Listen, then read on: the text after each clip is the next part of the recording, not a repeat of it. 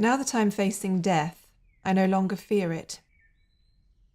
I merely find it to be annoying and somewhat unpleasant, comparable to a visit to the dentist, one from which you never return.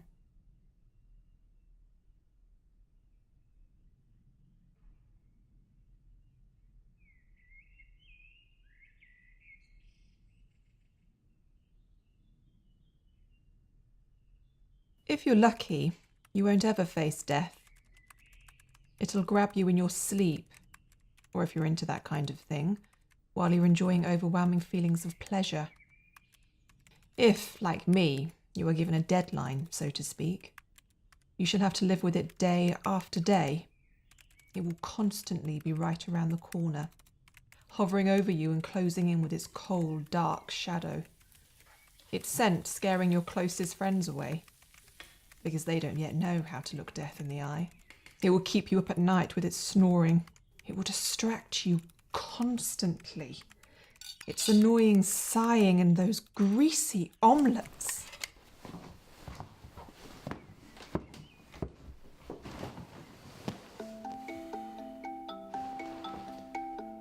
Are you about done, Penelope?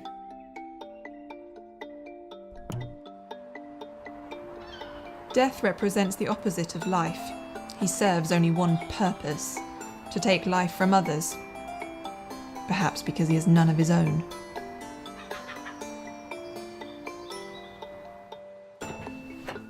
Want to play chess? No. Please? What do I get if I win? I'll sleep in the shed. Oh, Penelope! Death is a loser, whiling his time away with pointless games. No wonder he has no friends. Now, I'm conscious of the fact that some people spoke more than others last week and we spent more time on certain people's work. Penelope, what are you working on at the moment? I'm writing a self-help book. You wrote a self-help book before, didn't you? I have a series of self-help books. Published? Self-published. Self-published self-help books. Yeah. If people wanted your help, you'd have a publisher, wouldn't you? My calling is just to write this stuff. It's all I have. Everything I go through, I write about and make it 1% easier for the next person to face. 1%. There's a few billion people on this planet. If I can manage 1%, I think that's more than my fair share. Maybe the experiences you have just aren't challenging enough to warrant a book. What personal experience is the new one about Penelope? I'm dying. Well, I'm sure when someone goes through that, your book will make it easier for them. Easy's not the word for it. It's going to be the most horrible thing in the world. But they're going to be like, oh, Penelope went through this. It's not all dark and gloomy. And suddenly it won't seem so bad. It'll be like 99% doom and gloom and 1%... Oh, okay then.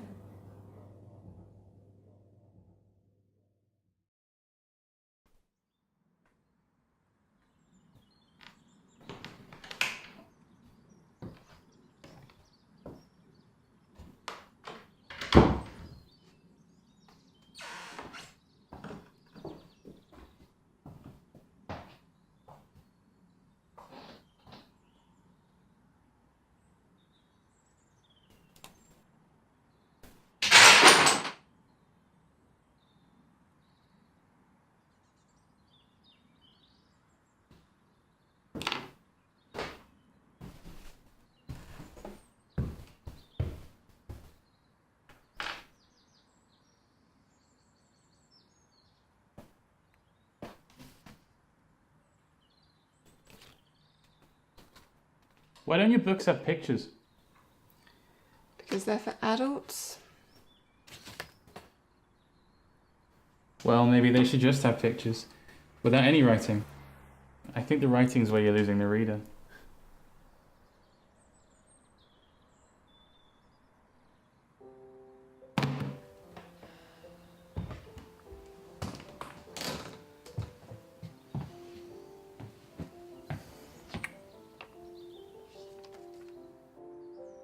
You're not writing anything. I'm rewriting. To make it worse or to make it better? Why don't you take a break? We could play chess again. Penelope? Stop sighing. Why can't you just leave it? We could go to another one of your meetups. No, we can't. You're embarrassing and you make everyone feel uncomfortable. You make them uncomfortable. You always introduce me in such a dark light. You're deaf. You have no positive attributes. You're annoying, nobody likes you, and you have no life. You should be sitting here drinking, telling tales of all the legendary people you've met in the past few centuries. Instead, you want to play Jenga. Pathetic. Probably the reason you have no stories to tell is because all you ever did was play board games. Not to mention you only have one change of clothes. My mother bought me this.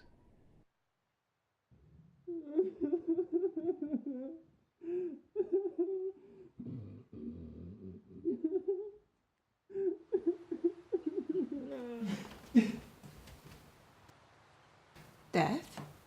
Leave me alone. What's the matter? Nothing. I'm just a nobody. I'm not worth talking to. Leave me to waste away. Go back to your... Oh, Death, I didn't mean to upset you. I thought I was doing all right. It's not my fault, you know? It's just what I do. I collect souls. You write self-help books. We can't help that, can we, Penelope?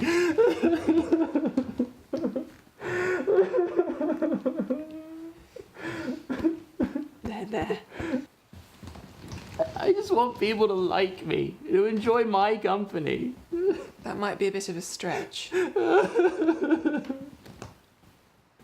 I should just sleep in the shed. In fact, that's where I should always stay from now on. I'll just come in when you're ready, then move on to whatever's next shed. No, you mustn't be like that. What you need is to get out more. You know, develop a little. Somewhere underneath all that dark, there must be a little light.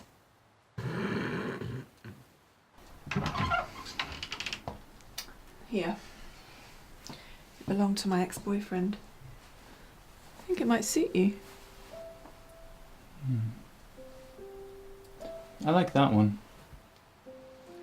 It was a gift. I'd never wear it. Why? It's beautiful.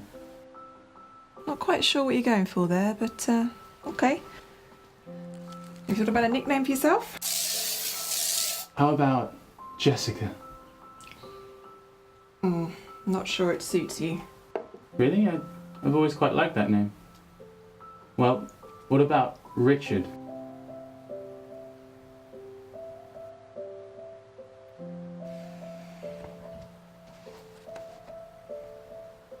Richard.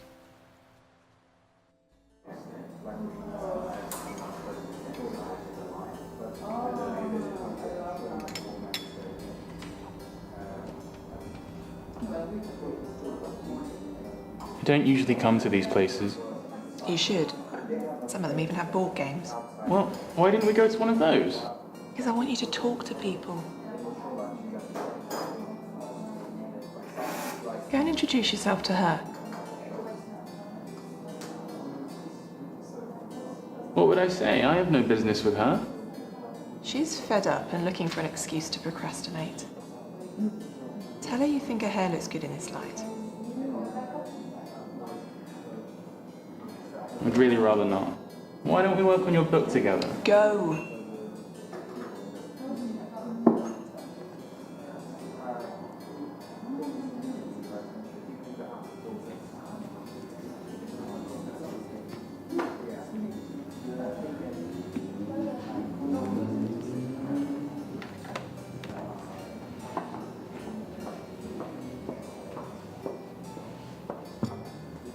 Hi, I'm Death. Your hair looks nice in the light. Good.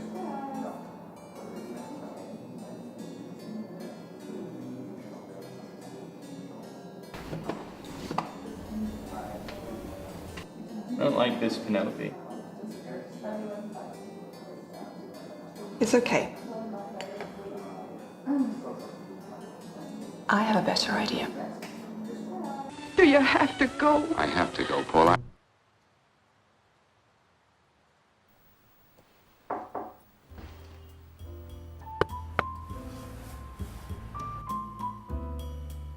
Would you like me to take my shoes off?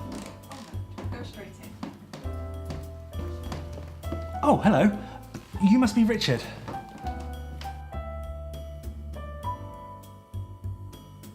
Yes, I'm Richard. Nice to meet you, Richard. All right then. Ready? Showdown? Oh yeah. You felt okay. Oh no! This is not a Am I allowed to poke things back? Yeah, you can poke for Are it. you? No, Is that not? No. Is that part of the rules of the game. Careful. He's living dangerously. No.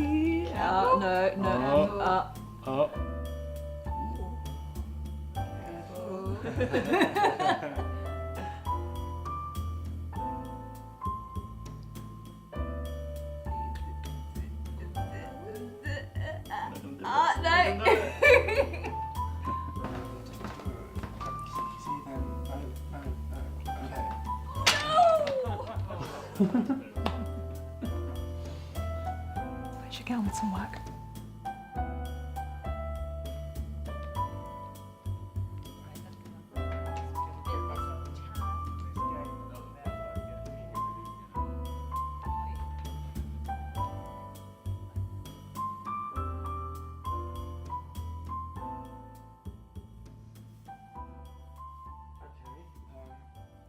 Could you not do that?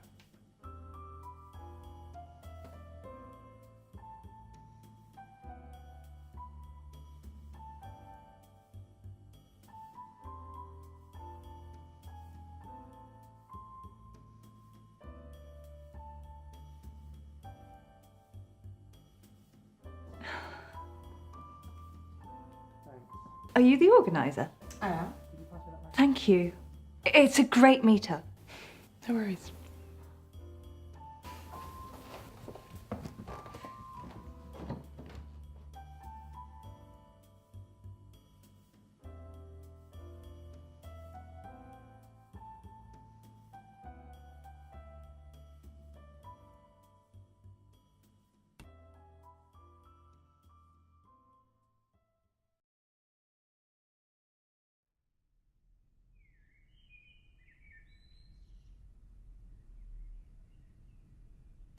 Dear Death, I never wanted to meet you so soon.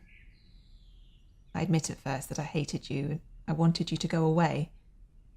I realise it is not your fault though. It is just plain bad luck that we had to meet. You taught me how to face death, and for that I am grateful. In return, I hope I have taught you how to face life. Because death isn't that bad once you get to know him. With love, Penelope.